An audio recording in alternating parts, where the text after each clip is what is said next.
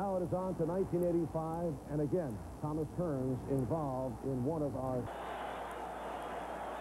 Wow, I don't think I've ever seen a first round like that.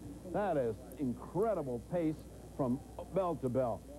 Angelo, how can two people so heavy, such heavy punches, land so accurately and still have no effect? They were just going at each other.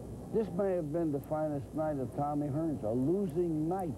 He was fantastic that night. He just met a determined Marvin Hagler who stood up to every shot he got nailed and came back for some. That was a great, great first round. I was amazed how good Tommy Hearns was that night. You fellas think that's the best opening round between two champions at peak condition ever? I would say it was. It's one of the most active ones that I've seen.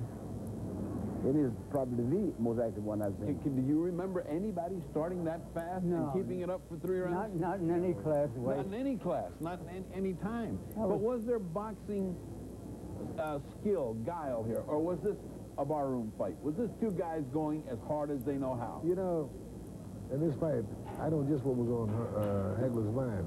You know, Hagler knew, or at least he thought, because he had seen Hearns get knocked out a couple times, and he had the feeling that Hearns didn't have the best chin in the world. Now, listen, he really felt that Hearns didn't have the best chin in the world. So what he did was shot dice. I'll buy that, but I also buy the fact that that same set of dice was shot by Hearns.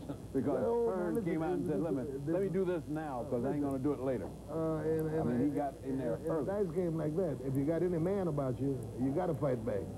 You know what I mean? This is what he made him do. And, you know, he put him into what he wanted him to be in, a war, a dogfight. In other words, you thought Hagler called that shot. Hagler said, let's do it now. That's what he did. And Hearns had to respond. He went out and shot dice because, you see, Hearns wanted to box. Now, there's a case where I'm not going to let you box. He wouldn't let him box because he was as close to him as a pair of his underwear. He just stayed on him. He stayed on him. He wouldn't let him box. Even this long afterwards, we all got excited watching that there. Who won that round? Archie. I thought that the tall man won the round. Did win the round. I thought that Hearns won that round. Angelo. I thought Hearns won the first round.